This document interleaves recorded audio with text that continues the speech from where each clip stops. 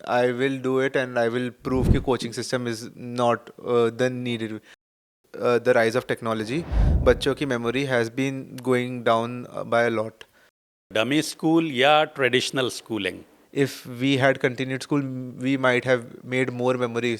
क्या actually life IIT में जाकर सेट हो गई? IIT is not कि हाँ भाई IIT आ गए, it is everything. Even in IIT you have to study, and I found it the hard way. Board की प्रेपरेशन एंड जेई की प्रेपरेशन दोनों are completely different because revision of the questions which you have solved, that is one of the most important things in JEE. Chemistry I will say mains के अंदर even in advance as it is NCERT के line पे question आ चुके हैं. किसको ज़्यादा weightage देना चाहिए, कॉलेज को या ब्रांच को? Those 14 weeks are the most stressful weeks for someone. आप बेड से उठ ही नहीं पाते हो, आप थक जाते हो, आपको बस सोना होता है. आईआईटी में आके this has changed a lot. If someone is in IIT and he is just not doing anything, तो उसकी जॉब भी नहीं लगने वाली. हेलो एवरीवन, स्विच टॉक के डुओलॉग सीरीज में आज हम बात करेंगे एक यंग इंजीनियरिंग स्टूडेंट से जिनका सफ़र अभी शुरू ही हुआ है, लेकिन उनके इरादे और उनके नज़रिए में एक डेप्थ और विजन नज़र आता है. उमंग जो आईआईटी दिल्ली से अपनी इंजीनियरिंग कर रहे हैं, बचपन से ही क्यूरियोसिटी उनकी राह थी और एक्सेलेंस उनका जुनून. आईआईटी जैसे प्रेस्टिजियस इंस्टीट्यूशन तक का उनका जो सफ़र है, उनके ड्रीम्स और उनकी परसिवेरेंस का ही रिज़ल्ट है. ये बातचीत सिर्फ एक आईआईटीएन से नहीं, बल्कि एक इंस्पायरिंग यंग माइंड से है, जिनकी preparation strategy, stress management skills and ability to understand own weaknesses and then getting over those will give you a roadmap for preparation.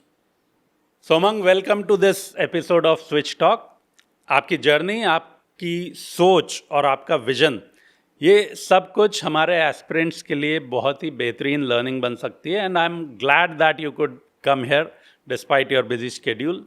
Thank you sir. So start करते हैं. आप सबसे पहले ये बताएं कि क्या आपने भी 9th से ही अपनी प्रिपरेशन स्टार्ट कर दी थी? नहीं, मैंने कोचिंग 10th में ज्वाइन किया था. 9th में अगेन मेरे को 9th में आइडिया नहीं था. एवरीवन मतलब if you are going to coaching in 9th, आप 8th में एडमिशन ले लेते हो. तो लोगों ने 8th में एडमिशन ले लिया था एंड मैंने नहीं लिया था बिकॉज मुझे आइडिया नहीं था कुछ. जेई में जाने का तो आई फील मेरा 7th क्लास से ही था कि I want to go to IIT, क्योंकि आई सॉ सीनियर्स जो कि कर रहे थे और स्कूल सीनियर्स से जिनसे बात हो रही थी, एवरीवन वाज लाइक कि if you are interested in mathematics you should go do give JEE and become an engineer. पर I did not have this, मतलब पाथवे मेरे लिए नहीं था कि अच्छा I have to join this coaching या फिर खुद से पढ़ना है. मेरे को कुछ आइडिया नहीं था. आई यूज टू थिंक कि अगर मैं स्कूल का भी पढ़ूंगा तो मैं जेई निकाल लूँगा. एंड ये काइंड ऑफ डिल्यूजन था कि again I will do it and I will prove कि coaching system is not the needed, हाँ, not the way to go. I will admit कि आई वॉज वेरी डिस्ट्रैक्टेड तब तक, क्योंकि again those are the teenage years जब आप teenager बनते हो and some changes happen with you. तो I was very distracted and उस साल मेरी स्कॉलरशिप वॉज 40% के अराउंड आई थी फ्रॉम 90%. तो एट दैट पॉइंट मुझे समझ में आ गया था कि there is this need to join coaching. एक चीज़ और, वैसे मैं कोचिंग पे ये बाद में आता, लेकिन क्योंकि अब बात चल रही है तो मैं ये पूछना चाहता हूँ आपसे कि सपोज़ एक हाइपोथेटिकल सिचुएशन लें हम, कि अगर सारे कोचिंग्स हटा दिए जाएं तो भी मोर और लेस वही स्टूडेंट्स सेलेक्ट होंगे.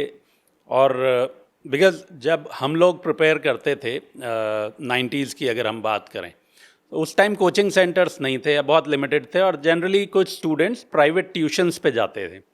बट आजकल जैसा एक सिस्टम बन गया है कि बिना कोचिंग के सिलेक्शन हो ही नहीं सकता, इस तरह का एक परसेप्शन बन गया है. सो जो मैं हाइपोथेटिकल सिचुएशन बता रहा हूँ आपको, कि मान लीजिए सारे कोचिंग सेंटर अगर हट जाएं तो भी मोर और लेस वही स्टूडेंट्स सेलेक्ट होंगे जो कोचिंग के बाद होते हैं, या उसमें कोई चेंज आएगा, या फिर कोचिंग से आपको लगता है कि जो एक कैपेसिटी है या जो एक पोटेंशियल है वो उन स्टूडेंट्स का भी बाहर आ जाता है या बेटर हो जाती है कैपेसिटी जिनका अदरवाइज शायद चांसेस कम हो? द डिफरेंस बिटवीन जो आज से 20 साल 25 साल पहले होता था और अभी हो रहा है, दैट मतलब a major difference is the syllabus. अभी जो न्यू एजुकेशन पॉलिसीज वगैरह उसमें आ रहा है, उसमें they are trying to reduce the syllabus by a lot.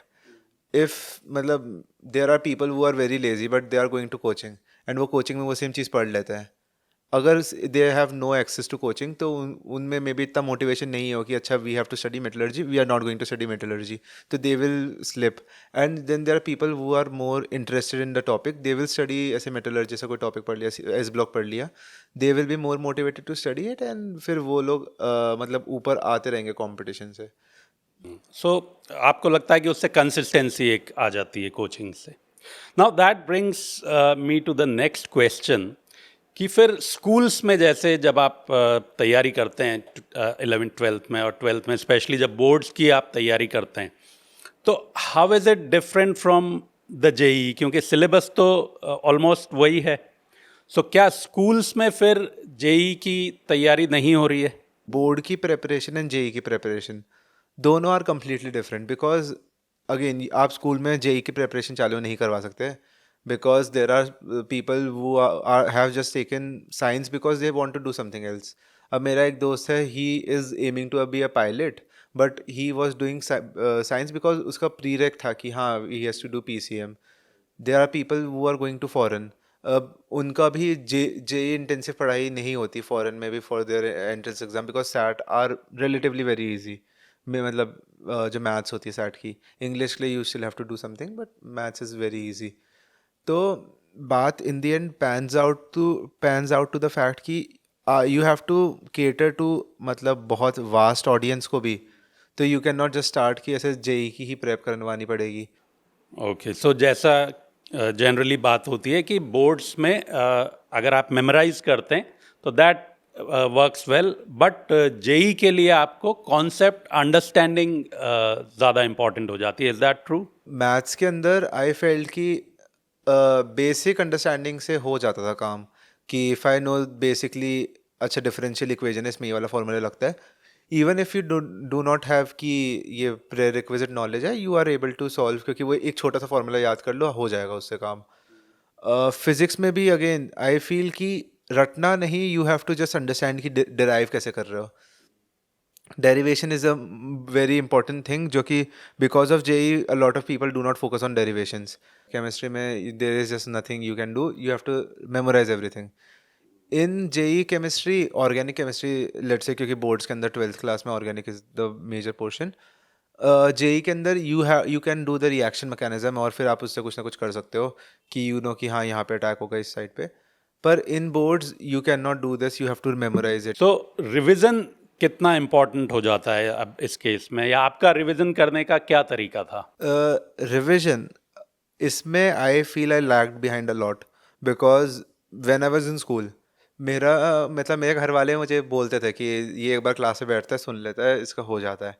तो I had this kind of over confidence कि अच्छा मैं एक बार कोचिंग जाऊंगा, I will see the lecture कि हाँ लेक्चर में ये हुआ है, एंड मुझे याद रह जाएगा, and I will do it, मतलब पेपर में मैं कराऊंगा. आई फेल्ड कि with time, even if what मेरे पेरेंट्स बोलते थे what was true about me, with time memory is going to degrade a lot. And this has been, I think this has been an observe trend कि with the rise of technology बच्चों की memory has been going down by a lot. What should be ideally done is कि आप आ रहे हो coaching से, with in 24 hours you have studied जो coaching में पढ़ा है वंस.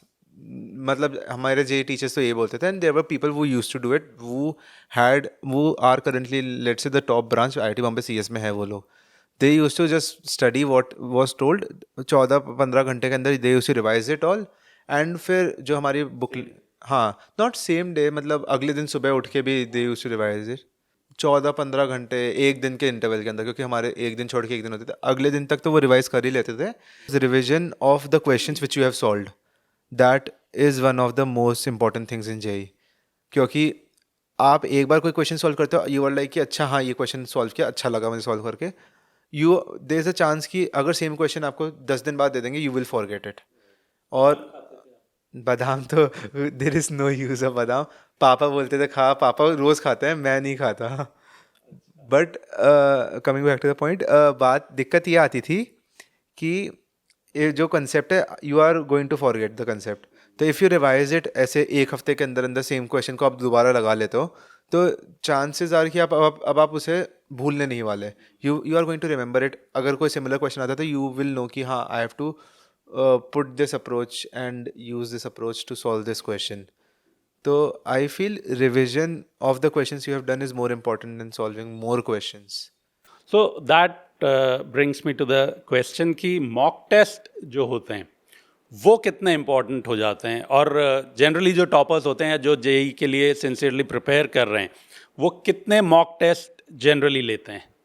I felt कि mock tests were very important for me, and I was solving these papers as a mock test. जो एलन वाले दे रहे थे, I was not doing those.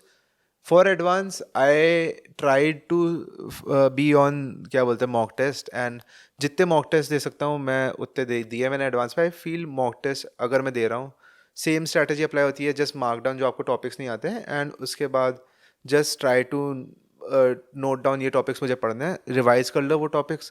Question समझ में नहीं आ रहा, अगर लग रहा है कि हाँ ये क्वेश्चन कैसे करना है, just go to a teacher, they will tell you कि हाँ ये वाला इसमें तुम ये कर सकते हो, ये कर सकते हो, and there will be a lot of improvement in आपकी जेई की प्रेपरेशन उस हिसाब से। तो mock test are in general very helpful. I will say weekly just give, अगर for mains I will say daily एक मॉक टेस्ट दे दो, रिविजन हो जाएगा, बिकॉज मेंस आर वेरी मतलब shallow paper I will say, क्योंकि एक concept आता है उस पर ही आंसर आएगा, एक कंसेप्ट आएगा उस पर ही आंसर आएगा। एडवांस में देर आर टू, एक क्वेश्चन में 2 से 3 कंसेप्ट, तो अगर आप हफ्ते में 3 दे रहे हो मॉक टेस्ट तो that is more than enough. तो कभी ऐसे मोमेंट्स भी आए कि आपको लगा यार ये तो बड़ा मुश्किल है, जेई तो मुझसे क्रैक नहीं होगा? इनिशियली तो अगेन मैं आई टोल्ड यू कि मैं 7th क्लास से ही सोचा था कि I wanted to do JEE. तो इनिशियली तो मुझे नहीं लगा था कि हाँ जेई विल बी मुश्किल। आई वॉज ऑलवेज एमिंग कि हाँ I will be going to IIT Bombay, IIT Bombay ये था।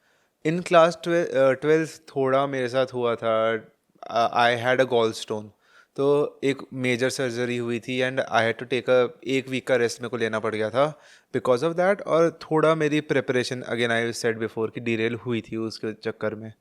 अब जो मेरे को मेजर प्रॉब्लम हुई थी कि again I was not able to go to coaching, मेरे को ऑनलाइन ही करना पड़ रहा था। स्कूल में स्टिल जा रहा था एंड मेरे को टीचर्स डांटते थे कि why are you coming to school अगर तुम्हारा जस्ट ऑपरेशन हुआ है। एंड आई वॉज वेरी ऐसे कि नहीं स्कूल तो आना ही है। एंड उसके बाद आई फेल्ट कि उस टाइम आई वॉज वेरी ऐसे कि क्या मेरा जेई हो पाएगा, बिकॉज अगेन मुझे पता था कि in the end I will go to MNIT या फिर I will go to some college. But मेरा मेन गोल जो IIT बॉम्बे का था दैट आई सॉ कि that had started to slip a lot. How I bounce back was basically mains one हुआ। Mains one में I was seeing मेरे friends जिनकी थोड़ी डिफिकल्ट ईजी शिफ्ट आई थी, they went to give the shift and they were like okay मेरे 190 200 210 आ रहे हैं and I'm getting अच्छी percentile, I might get 99.5 99.6। I went to give, मेरे 140 150 के अराउंड मार्क्स आए थे and I was like ओ अगर अब तो मेरे बहुत कम परसेंटाइल आएगी मेंस वन में। मेरी परसेंटाइल वॉज 99.1 के अराउंड 99.2 के अराउंड। द अदर पर्सन जो जिसके 200 मार्क्स आए थे उसकी परसेंटाइल वॉज 98 के अराउंड, बिकॉज नॉर्मलाइजेशन हो जाता है। मेरा paper was more difficult than his paper. तो after normalizing I was better than him. तो जो मेरे अंदर जो अंडर कॉन्फिडेंस था वो पूरा का पूरा एक बार में ख़त्म हो गया कि अच्छा हाँ I can still go to an IIT। I am still doing good only. I am not as regular as I should be, I am not as consistent, but I will still get it to an IIT। Okay तो अब ये बताएं आपकी JEE mains और advance की बात करते हैं, क्योंकि जनरली हम सुनते हैं कि एक IPL है और एक टेस्ट मैच की तरह है कि एक में आपको स्पीड चाहिए और दूसरे में patience. So do you agree with that, और आपको क्या लगता है कि दोनों में मेंस और एडवांस में क्या डिफरेंस है? JEE mains is a test of your speed, ये तो सही बात है ही, because in 3 hours you have to solve 75 questions। हमारे टाइम पे देयर वाज दिस चॉइस कि आप 10 पे से 5 क्वेश्चन कर लो एवरी सब्जेक्ट, तो there were 90 questions and you have to solve 75। अब I think they have change the format back to कि आपको 75 क्वेश्चन दिए, आपको 75 करना है। आई फील जेई मेंस के अंदर they will just ask you a simple concept कि P V is equal to N R T, ये गैस इक्वेशन होती है, you have to just apply this. तो ऐसे सिंपल क्वेश्चन आएगा। For in JEE Advance, you will have to first find the temperature using some temperature law, मतलब Charles law, Boyle's law, कुछ ना कुछ ऐसे लगा के आपको एक पैरामीटर निकालना पड़ेगा, दूसरा पैरामीटर कहीं और से निकाल के आपको 2-3 कंसेप्ट्स को ऐसे मिक्स करके एक क्वेश्चन सॉल्व करना होता है। जेई मेंस के अंदर बेसिकली अगर आपने फॉर्मूला लगा दिया, you will get this answer and आपका मैच कर जाएगा। So advancement is not just knowledge, but also your concept understanding. कि you are able to do like 3 concepts together. इसके साथ there are a lot of things कि mains का जो format है that is going to be consistent, कि they are going to be for every subject there are going to be 20 MCQs and 5 numerical type, जिसके अंदर answer will be anything numerical. JEE advance में there is no fix format आप जब centre पे पहुंचोगे आपको आधे घंटे पहले ही आपकी स्क्रीन पे डिस्प्ले होगा कि अच्छा ये फॉर्मेट है, इतने क्वेश्चंस आएंगे इतने। हमारे टाइम पे दे हैड दिस मिक्सिंग, मतलब match the column type, which were I think which had मतलब if you solve one part आपके 2 ऑप्शन ऐसे एलिमिनेट हो गए, if you solve another part आपके 2 ऑप्शन वापस से ऐसे एलिमिनेट हो जाएंगे। तो this was something which was I think which I think a lot of IITs want to play with it as well, कि they will give you multiple correct, कि जैसे अब एक क्वेश्चन की 3 ऑप्शन सही है, you will have to find कि तीनों ऑप्शन कौन से एंड पार्शियल मार्किंग भी हो जाएगी। If you find the wrong answer तो आपके -2 भी कर जाएंगे, तो नेगेटिव मार्किंग बहुत होती है। तो you have to be patient, आपको एक चीज़ अच्छे से पढ़ना है। जो आपको क्वेश्चन में एक वर्ड दिया है उसका कुछ ना कुछ सिग्निफिकेंस होगा। केमिस्ट्री में दे हैव रिटन समथिंग कि हाँ इक्विलिब्रियम है, इक्विलिब्रियम की कंडीशन कहीं ना कहीं तो यूज़ होगी, that is something you should no.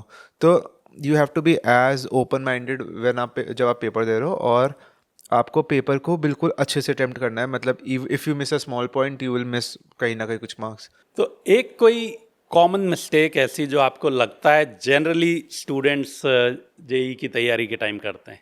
I will give an example. मेरे पेपर में बाइनोमियल, उसका क्या बोलते हैं, बाइनोमियल एक्सपेंशन जो भी टॉपिक है उसका सीधा एक क्वेश्चन आ गया था, विच वॉज बस फॉर्मूला अगर आपको पता है a+bx का जो भी एक्सपेंशन होता है, if you know the expansion आपसे हो जाएगा। अ lot of people were like यार बाइनोमियल एक्सपेंशन कहाँ ही आता है, ऐसे हमने लास्ट ईयर के एडवांस के पेपर देखे, नहीं आता question. And I was like चलो ठीक है नहीं आता होगा, बट एडवांस से एक दिन पहले I was just looking at the formula, से मेरे को याद रह गया वो formula, same to same formula आया मेरे को, बस एक फार्मूला को एक बार लगाया, दूसरी बार लगाया, सॉल्व हो गया क्वेश्चन और वो आंसर सही आ गया था। तो the main mistake which a lot of people think is कि अगर 92 चैप्टर्स आ रहे हैं जेई में एडवांस के अंदर, तो all of the 92 are not as important as what they perceive, कि every topic is as equally important and you don't know कि आपके पेपर में कैसा पेपर आएगा, कि कौन से टॉपिक पूछेंगे या नहीं पूछेंगे। सेकेंड बात वही कंसिस्टेंसी की आती है कि people try to, if people are not consistent, वो देखेंगे कि अच्छा मैंने ये किताब खरीद ली, आई हैव बॉट इरोडोव, मैं एक बार सॉल्व करूंगा पेपर और मेरे से हो जाएंगे question, which is not the case. You have to be consistent. आपने अगर एक बार इरोडोव सॉल्व करी है तो इट इज़ बेटर कि आप दूसरी बार भी इरोडोव को सॉल्व कर लो, रिवाइज कर लो, which is much more important. अगर आपने मॉड्यूल एक बार कर लिया तो आप मॉड्यूल को दूसरी बार भी रिवाइज करोगे, that is much more important than आप एक बार इरोडोव कर ली, आपने एक बार क्रोटोव कर ली, एक बार फिजिक्स गैलेक्सी कर ली, सेंगेज कर ली, इससे कुछ नहीं होने वाला। यू विल जस्ट ऐसे ऊपर ऊपर आपको याद रहेगा कि अच्छा हाँ मैंने इस तरीके का फॉर्मूला क्वेश्चन सॉल्व किया था, एंड मे बी मतलब अब you won't be able to recall कि हाँ कैसे सॉल्व किया था, बस यू विल रिमेंबर कि हाँ ये क्वेश्चन आया था कहीं ना कहीं। If you are solving the same thing twice, you will remember कि यू विल नो कि अच्छा मैंने ऐसे तो सॉल्व नहीं किया है, बट आई नो नाउ कि हाँ मैं ऐसे सॉल्व करूँगा तो क्वेश्चन का आंसर आ जाएगा। So revision is important. Revision is very important, which a lot of people skip. And thirdly तो NCERT पढ़ना। In chemistry I will say mains के अंदर even in advance as it is NCERT के line पे question आ चुके हैं। हमारे जब जेई की प्रेप कर रहे थे तो 2022 में देयर वाज दिस क्वेश्चन जो कि एग्जैक्टली NCERT से वर्ड टू वर्ड आ गया था, एंड जिन्होंने NCERT पढ़ी थी they knew the answer, because NCERT में आई एम फॉरगेटिंग फिनॉल का क्वेश्चन था, एल्डिहाइड कीटोन या किसी ना किसी का क्वेश्चन था। If someone opens the 2020 you will see कुछ ना कुछ तो एक रिएक्शन गिवन है, and same to same reaction word by word. मतलब there are words which you think are not important but वो टेक्स्ट में गिवन है, तो वो सेम टू सेम वर्ड्स आपको डाल दिया है. वर्ड बाय वर्ड वो रिएक्शन आई है एनसीईआरटी से उठ के अब हमारे एडवांस के पेपर में, और एक साल पहले के एडवांस के पेपर में. तो अगर आप एनसीईआरटी पढ़ रहे हो तो you have a very good advantage in chemistry, I will से. Okay, so now coming to the next segment, which is regarding dummy schools. So generally आजकल पिछले कुछ सालों से चल रहा है कि डमी स्कूल का कॉन्सेप्ट आ गया. So what according to you is better, dummy school या traditional schooling? I will say dummy school is only helpful अगर आपका school is not supporting you, कि if you want to study and they are not letting you study, at that point you should consider doing a dummy school, because that will harm you a lot in. पर अगर your school is very supportive and you know कि अच्छा अगर मैं school continue करता हूँ तो कोई issue नहीं होगा, you should continue with your school. And अगर आपको लग रहा है कि you can be more consistent, you are more discipline on yourself, तो you should go with dummy school. So dummy school का तो जैसा आपने बताया कि अगर कोचिंग वाले प्रेशर नहीं डाल रहे हैं तो यू प्रेफर कि ट्रेडिशनल स्कूलिंग होना चाहिए, because it is not just the academic but also the overall personality development that happens in schools. Even in IIT, जैसे अभी हम पहली बार मिले थे तो we were talking to everyone. हमारे हॉस्टल में हम जब लोगों के कमरे में जाके बैठ जाते थे और मैं बोल रहा हूँ वो बोल रहा है, everyone is discussing their life.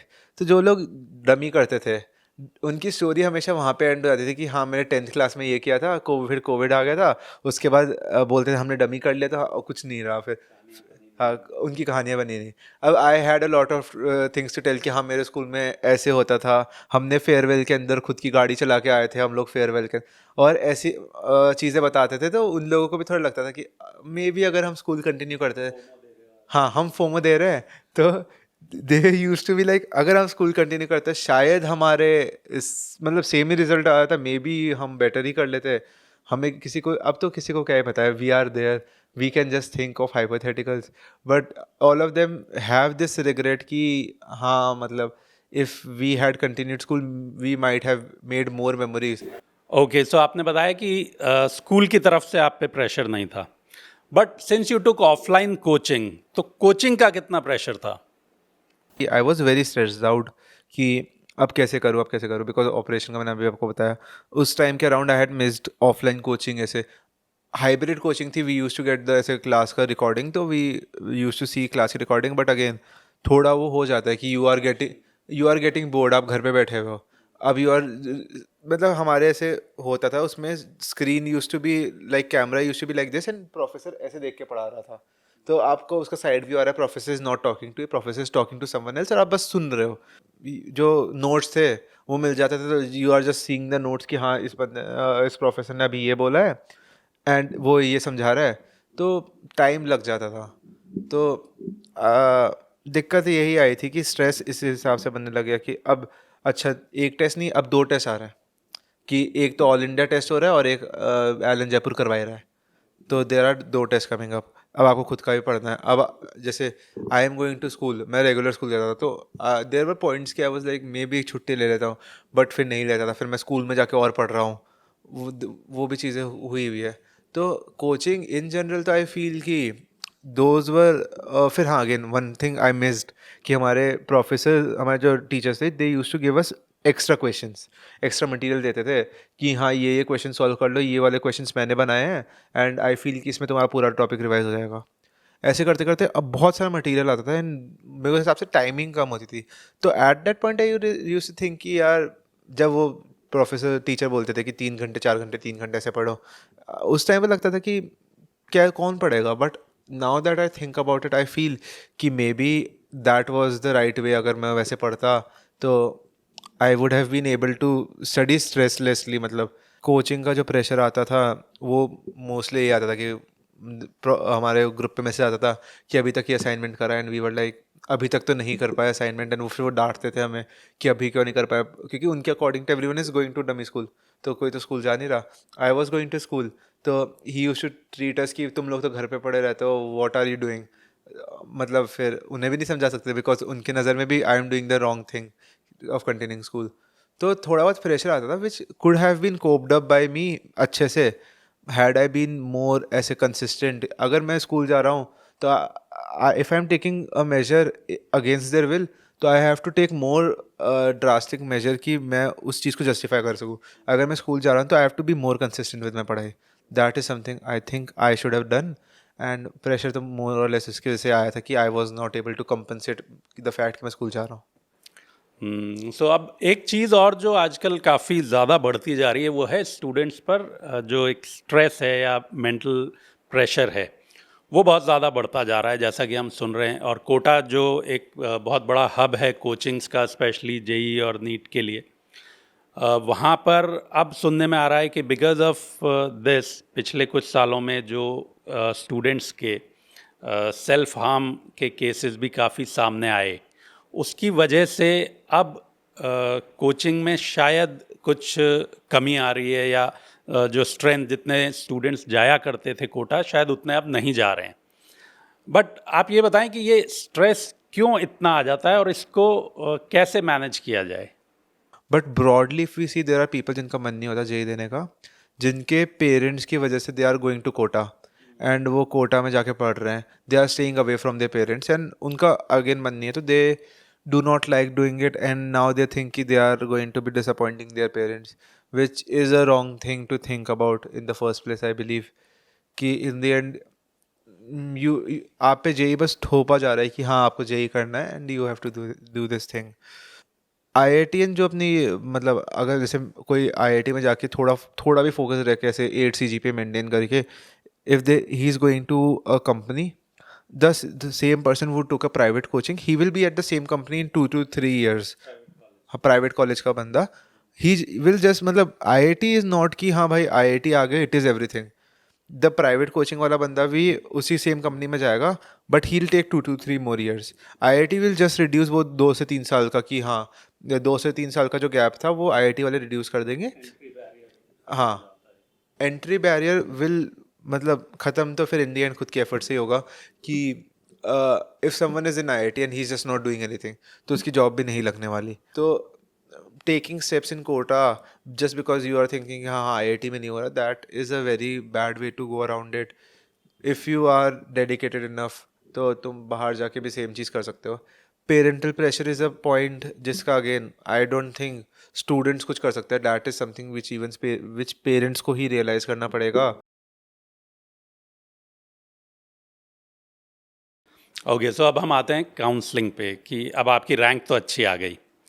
अब how do you select your branch and college, मतलब किसको ज़्यादा वेटेज देना चाहिए, कॉलेज को या ब्रांच को?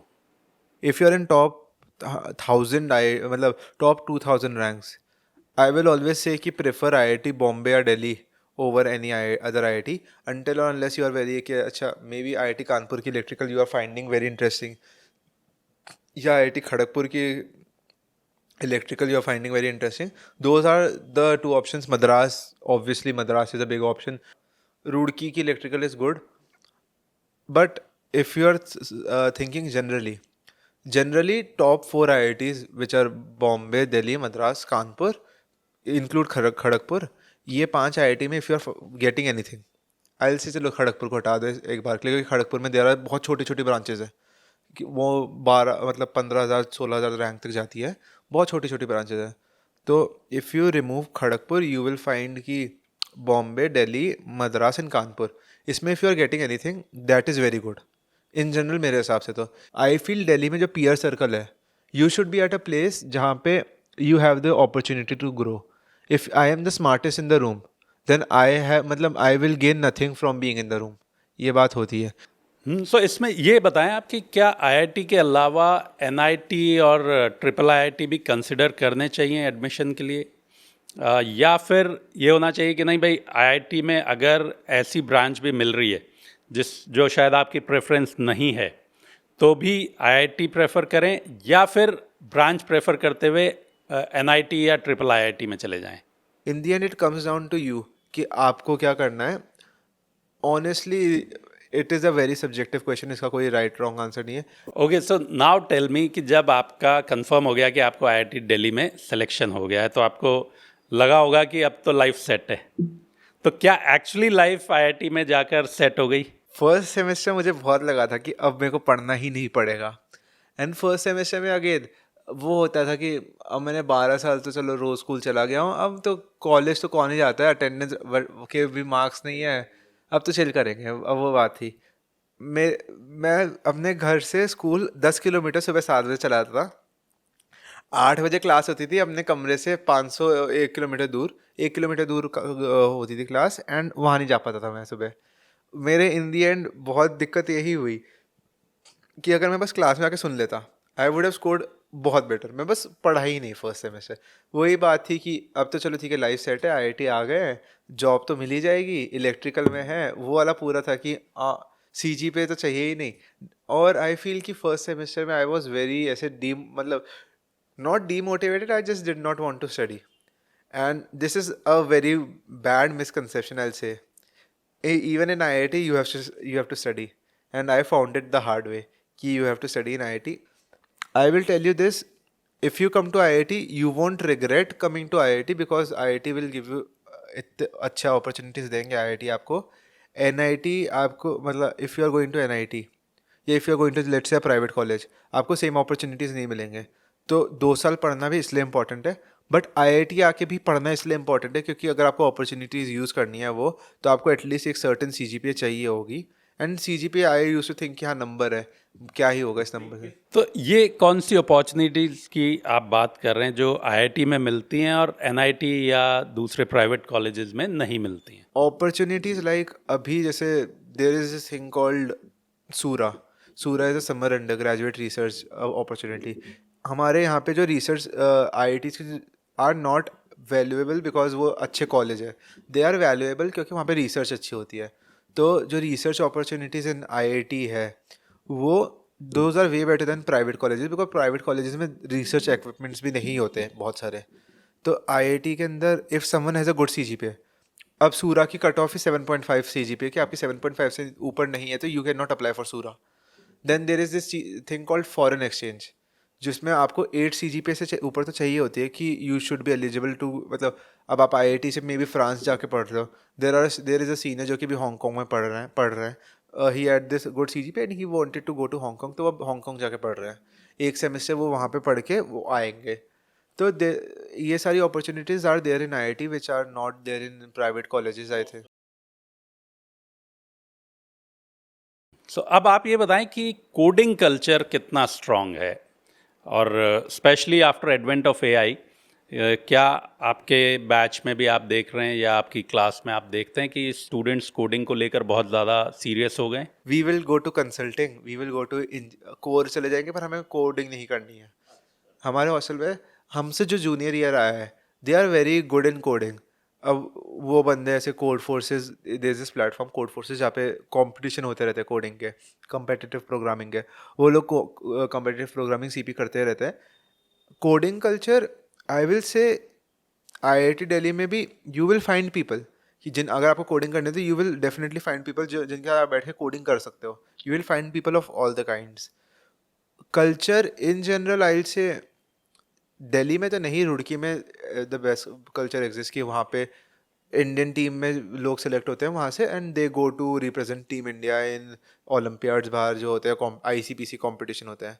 Because of AI I will definitely say कि चैट जीपीटी के एडवांसमेंट से people are more incline to come to machine learning, कि अब मशीन लर्निंग में कुछ नहीं करना है, if they are not find thinking, मतलब अगर आपको कुछ कोड करना है जस्ट टेल चैट जीपीटी कि हाँ हाँ I want to do this, just give me a code for this, ChatGPT वो कोड देगा, यू पेस्ट इट, फिर आप खुद के हिसाब से मॉडिफाई करते रहो कोड को या चैट जीपीटी को देते रहो। Coding culture I feel broadly तो हमारे ईयर में तो थोड़ा कम है, हमसे जूनियर ईयर में बहुत ज़्यादा कोडिंग कल्चर है, एवरी वन इज़ कोडिंग कर रहे हैं।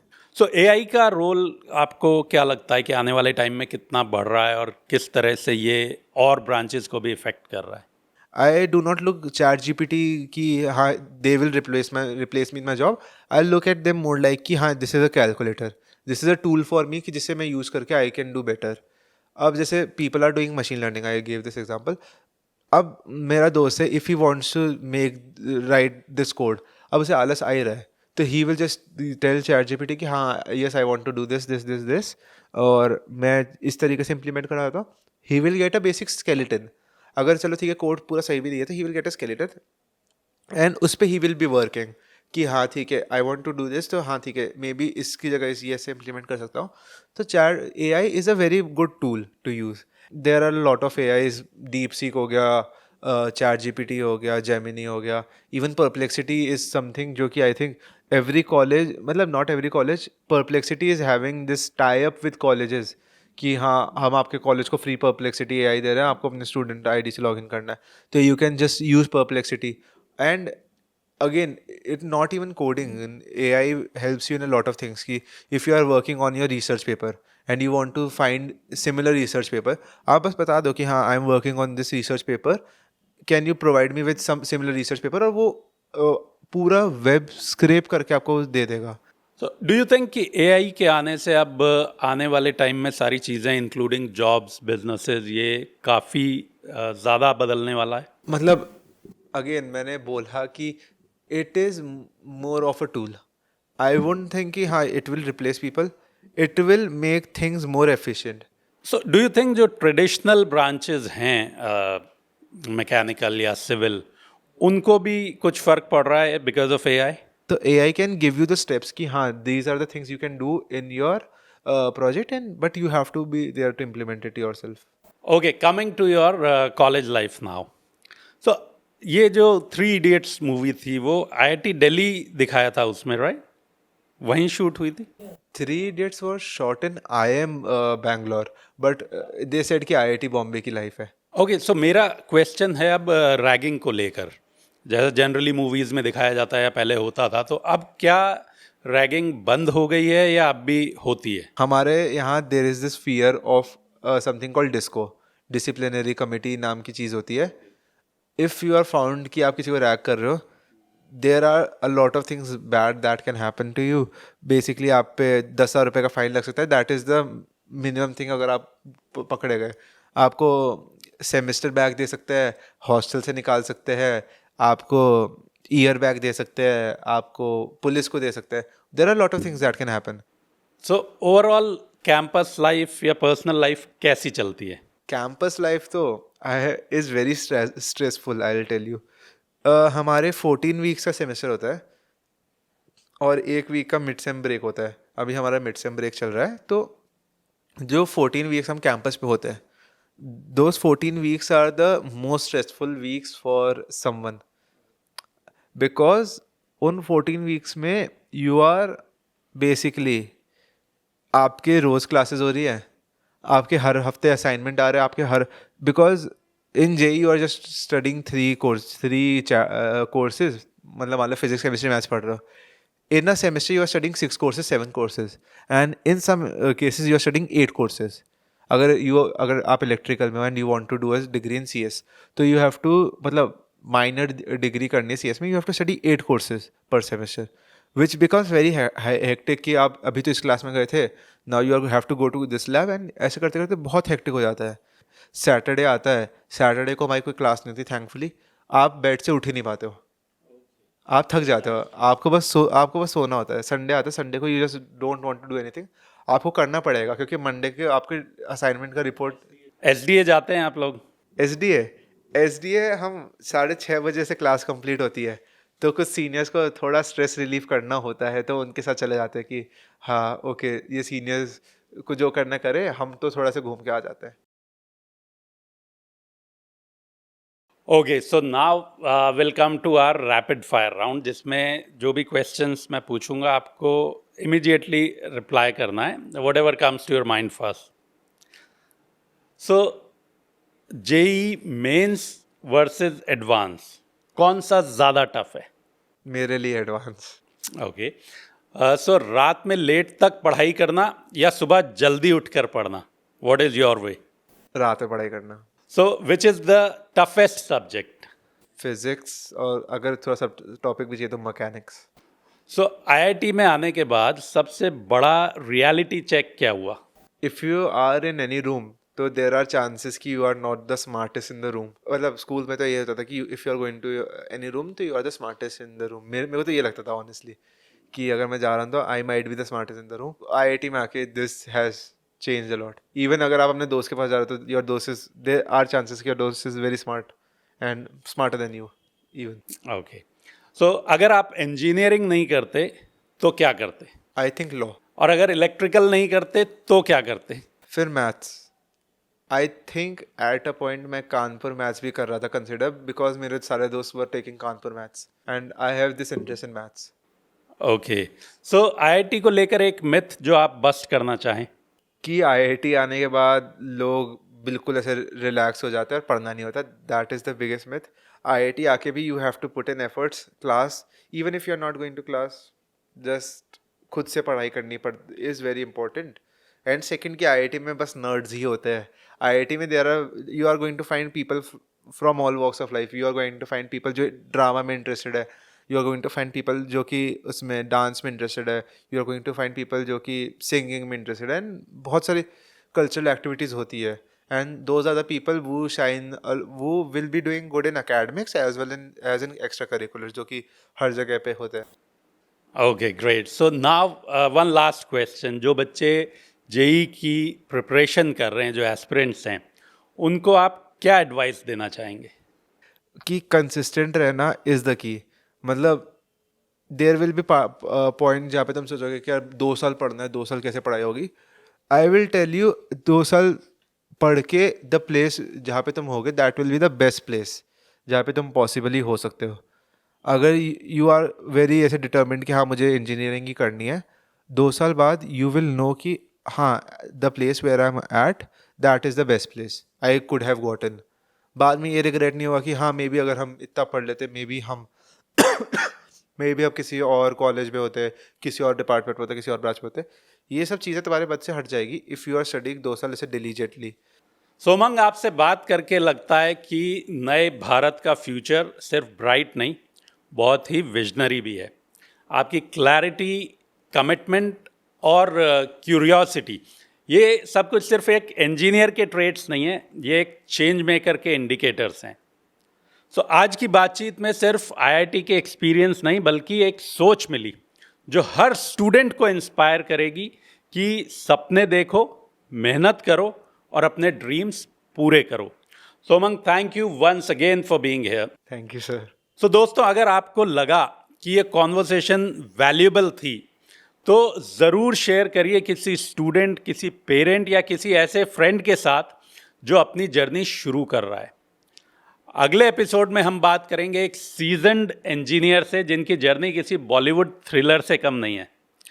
यह है स्विच टॉक, जहां हर करियर का राज खुलता है। मैं हूं अकील खान। मिलते हैं नेक्स्ट एपिसोड में एक नए मेहमान के साथ, एक नए पर्सपेक्टिव के साथ।